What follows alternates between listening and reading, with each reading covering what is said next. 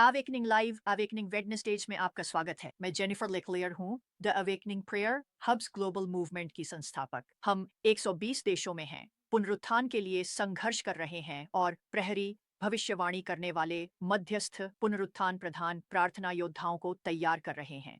हमसे awakeningprayerhubs.com पर जुड़ें। आज मैं आपसे आपकी मध्यस्थ प्रार्थना की मुद्रा के बारे में बात करना चाहती हूँ और यह एक दिलचस्प विषय है। लोग इन बातों पर बहस करते हैं जो कि प्रार्थना कैसे करें, इस पर बहस करना थोड़ा सा मूर्खतापूर्ण है। क्या हम खड़े हैं? क्या हम लेटे हुए हैं? क्या हम बैठे हुए हैं? अब मैं ये कहना चाहूंगी, मुझे युद्ध की प्रार्थना खड़े होकर करना पसंद है। मुझे युद्ध की प्रार्थना आगे पीछे चलते हुए करना पसंद है। शारीरिक मुद्रा के लिए प्रार्थना करने का कोई गलत तरीका नहीं है। जब तक हमारे दिल की मुद्रा सही है, तब तक कोई फर्क नहीं पड़ता। लेकिन आइए इसे देखें, क्योंकि प्रार्थना के कई तरीके हैं और यह महत्वपूर्ण है कि हम परमेश्वर के वचन में इन बातों को समझें। तो हे पिता, मैं आज यीशु के नाम में तेरा धन्यवाद करता हूँ कि तू हमारी आंखें खोल और हमारी मदद कर, ताकि हम किसी भी गलत फहमी, गलत शिक्षाओं को तोड़ सकें और तेरे वचन में प्रार्थना की मुद्राओं के बारे में जो कहा गया है, उसे अपना सकें। यीशु के नाम में, आमीन। मैं अपनी किताब इड इंटरसेसर्स डिवोशनल से सिखा रहा हूँ, जिसमें साल के हर दिन के लिए प्रविष्टियाँ हैं, लेकिन मैं इन अवधारणाओं पर विस्तार से बता रहा हूँ और मैं चाहूँगा कि आप यह किताब लें। आप इसे मेरी वेबसाइट jenniferleclaire.org पर या जहाँ भी ऑनलाइन किताबें मिलती हैं, वहाँ से प्राप्त कर सकते हैं। अब हमारी शास्त्रवाणी, नीतिवचन 23 पद 26। मेरे बेटे, अपना हृदय मुझे दे और तेरी आंखें मेरी राहों पर ध्यान दें।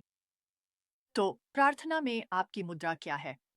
जैसा कि मैंने कहा, मुझे युद्ध की प्रार्थना खड़े होकर करना पसंद है, क्योंकि यह एक आक्रामक सैन्य जैसी स्थिति है। हालांकि अगर दुर्भाग्यवश मैं बीमार हूं, तो मैं अपनी पीठ के बल लेटे हुए भी युद्ध की प्रार्थना कर सकती हूं। इसे करने का कोई गलत तरीका नहीं है। और हम परमेश्वर के वचन में कई प्रकार की प्रार्थना मुद्राएं देखते हैं। कुछ लोग सच में सोचते हैं कि मध्यस्थता करते समय उन्हें कौन सी स्थिति अपनानी चाहिए, और वे इसी बात पर अटक जाते हैं। देखिए, हम देखते हैं कि अब्राहम अपने चेहरे के बल गिरकर प्रार्थना करता था। उत्पत्ति 17 पद 3। मैं भी पहले अपने चेहरे के बल गिरकर प्रार्थना कर चुकी हूँ। आमतौर पर मैं ऐसा तब करती हूँ जब मैं किसी बेहद कठिन परिस्थिति में होती हूँ और पूरी तरह से परमेश्वर के सामने समर्पण कर रही होती हूँ। मैं बस अपने चेहरे के बल गिर जाती हूँ। मुझे याद है जब मैंने डोडी ऑस्टीन की कहानी सुनी थी, जब उन्हें कैंसर का पता चला था और डॉक्टरों ने उन्हें 1 हफ्ते की जिंदगी दी थी, और उन्होंने कहा कि वह और उनके पति जॉन बिस्तर के किनारे गए और अपने चेहरे के बल लेटकर परमेश्वर से पुकारने लगे। इसे प्रभु के सामने दंडवत लेटना कहते हैं और यह विनम्रता का प्रतीक है। और ऐसा करने का भी एक समय होता है। अब आप चाहें तो हमेशा इसी तरह प्रार्थना कर सकते हैं, लेकिन ये ज़रूरी नहीं है। ये कुछ दर्शाता है ना? एक और बार हम देखते हैं कि अब्राहम प्रार्थना में झुकते हैं। यह उत्पत्ति 24 पद 22 में है। और हम जानते हैं कि मूसा ने फैले हुए हाथों से प्रार्थना की थी, है ना? निर्गमन 9 पद 27 से 29 में उन्होंने अपने हाथ फैलाकर प्रार्थना की थी। आप ऐसा कर सकते हैं। आप पवित्र हाथों को ऊपर उठाकर प्रार्थना कर सकते हैं। शास्त्रों में इसका उल्लेख है। राजा सुलेमान ने घुटनों के बल प्रार्थना की थी। हम इसे 1 राजा 8 पद 44 में देखते हैं। यीशु ने स्वर्ग की ओर देखकर प्रार्थना की थी। प्रार्थना के लिए स्वर्ग देखने की जरूरत नहीं। ईश्वर आपके भीतर। आप नीचे भी देख सकते हैं। आप अपनी आंखें बंद कर सकते हैं। इससे कोई फर्क नहीं पड़ता। लेकिन हम देखते हैं कि लोगों ने प्रार्थना करने के अलग-अलग तरीके अपनाए हैं और मेरा मानना है कि यहाँ मुख्य बात यह है कि जब तक आप यीशु के नाम में ईश्वर की इच्छा के अनुसार और सच्चे दिल से प्रार्थना कर रहे हैं, तब तक प्रार्थना करने का कोई गलत तरीका नहीं है। पौलुस ने सुझाव दिया था कि आत्मिक युद्ध की प्रार्थना खड़े होकर की जानी चाहिए। और देखिए, मैं वचन पर हूँ यहाँ। मैं शास्त्र पर खड़ा हूँ। वो कहते हैं, जब तुम सब कुछ कर चुके हो तो खड़े रहो। इसीलिए खड़े रहो अपनी पूरी आत्मिक कवच पहनकर। और इसीलिए निश्चित रूप से हम प्रभु के सामने प्रार्थना में बैठ सकते हैं। अक्सर जब हम प्रभु के सामने प्रार्थना में बैठते हैं, तो वह एक प्रतीक्षा की प्रार्थना होती है। आप प्रभु की प्रतीक्षा कर रहे होते हैं या स्वयं को उनके लिए समर्पित कर रहे होते हैं, लेकिन हम प्रभु के सामने प्रार्थना में बैठ सकते हैं। हम अभी भी मसीह के साथ पिता के दाहिने हाथ पर विराजमान हैं। तो मैं ये नहीं कह रहा कि आपकी ली गई मुद्रा महत्वहीन है। ऐसे समय होते हैं जब मुझे लगता है कि आपको आत्मिक युद्ध में खड़ा होना चाहिए। मुझे विश्वास है कि जब आप प्रभु के सामने स्वयं को दीन करते हैं, तो आपको अपने चेहरे के बल लेटना चाहिए। मुझे प्रार्थना में घुटनों के बल बैठने में भी विश्वास है। यह भी विनम्रता का प्रतीक है। हर घुटना झुकेगा, है ना? हालांकि जैसा कि मैंने पहले कहा, प्रार्थना में शारीरिक मुद्रा उतनी मायने नहीं रखती जितनी दिल की स्थिति। हमारे दिल की स्थिति इस बात से कहीं अधिक महत्वपूर्ण है कि हम खड़े हैं, बैठे हैं, दौड़ रहे हैं, लेटे हैं, घुटनों के बल हैं या हाथ के बल खड़े हैं। यीशु ने लूका 18 के 10 से 14 पदों में यह कहा, हम यहाँ कुछ पद पढ़ने वाले हैं और मैं सच में चाहता हूँ कि आप इसे देखें क्योंकि आलोचना बहुत अधिक हो गई है। यह व्यक्ति उस व्यक्ति की आलोचना करता है क्योंकि वे घुटनों के बल प्रार्थना करते हैं। ओह ये तो धार्मिकता है, ओह ये तो धर्म, वे आलोचना कर रहे हैं। ये व्यक्ति उस व्यक्ति की आलोचना कर रहा है जो आगे पीछे मार्च करते हुए जोशीले ढंग से प्रार्थना कर रहा है। ओह तुम्हें ऐसा करने की जरूरत नहीं है, ये तो दिखावा है। मायने दिल की स्थिति का है। यीशु ने कहा, दो आदमी मंदिर में प्रार्थना करने गए, एक फरीसी और दूसरा कर वसूलने वाला। फरीसी खड़ा होकर अपने आप से इस प्रकार प्रार्थना करने लगा। वह अपने आप से प्रार्थना कर रहा था, हे परमेश्वर, मैं तेरा धन्यवाद करता हूँ कि मैं इन अन्य लोगों की तरह नहीं हूँ, लुटेरे, अन्यायी, व्यभिचारी या इस कर वसूलने वाले की तरह नहीं। मैं सप्ताह में 2 बार उपवास करता हूँ, अपनी सारी संपत्ति का दशमांश देता हूँ। खैर हम यहीं रुक सकते हैं। यह बहुत ही धार्मिक, आलोचनात्मक और निंदात्मक है। वह प्रार्थना करते समय अपने बगल वाले व्यक्ति की आलोचना कर रहा है। मुझे देखो, मैं उससे बेहतर हूँ। देखिए, यह दिल की गलत स्थिति है ना? हो सकता है उसकी शारीरिक मुद्रा बिल्कुल सही रही हो, सब कुछ प्रस्तुत करने योग्य रहा हो और वह बड़ा चढ़ावा भी लाया हो, लेकिन उसका दिल परमेश्वर के सामने सही नहीं था।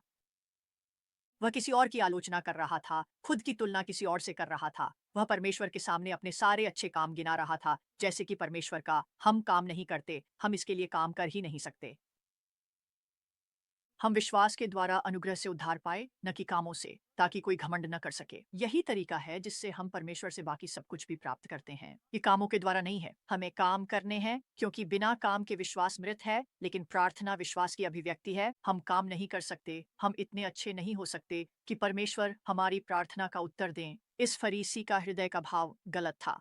और फिर यीशु ने दूसरे की ओर इशारा किया। उन्होंने कहा, और वह कर वसूलने वाला दूर खड़ा होकर स्वर्ग की ओर अपनी आंखें उठाने तक का साहस नहीं कर सका, बल्कि अपनी छाती पीटता हुआ कह रहा था, हे परमेश्वर, मुझ पापी पर दया कर। उसका हृदय का भाव नम्रता का था।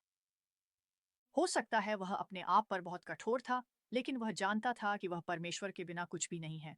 उसे परमेश्वर की दया की आवश्यकता है।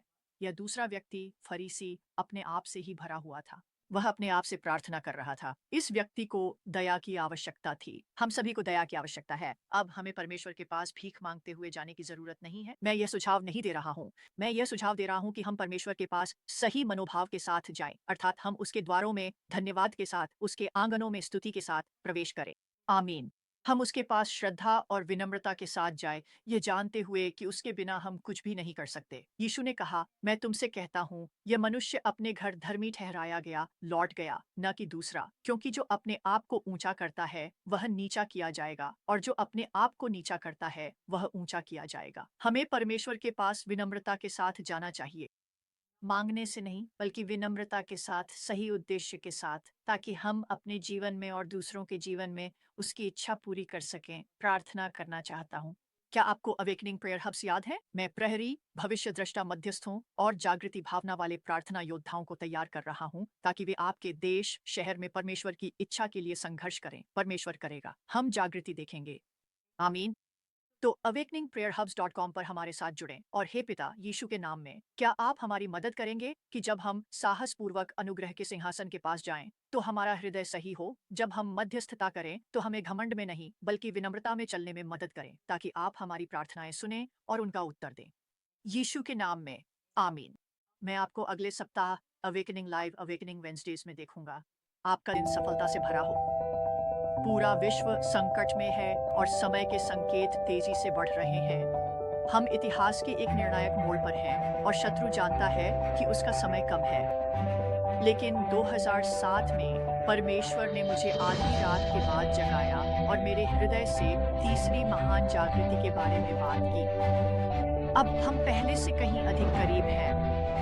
इसीलिए मैं 1 मिलियन पुनरुत्थान भावना वाले मध्यस्थों को मेरे साथ स्वर्ग से एक नई अपील करने के लिए बुला रहा हूँ। मैं शेष बचे प्रार्थना योद्धाओं से आह्वान करता हूँ कि वे एकमत होकर उस अंधकार को दूर भगाने के लिए एकत्रित हों जो हमारे चर्चों, हमारे परिवारों और हमारे राष्ट्रों पर आक्रमण कर रहा है। दुश्मन उग्र है, महान पतन चल रहा है, लेकिन परमेश्वर हमेशा एकजुट प्रार्थना और उपवास का जवाब देता है। जागृति प्रार्थना केंद्रों में मेरे और 100 से अधिक देशों के मध्यस्थों के साथ जुड़े हैं। हम सब मिलकर इतिहास की दिशा बदल सकते हैं।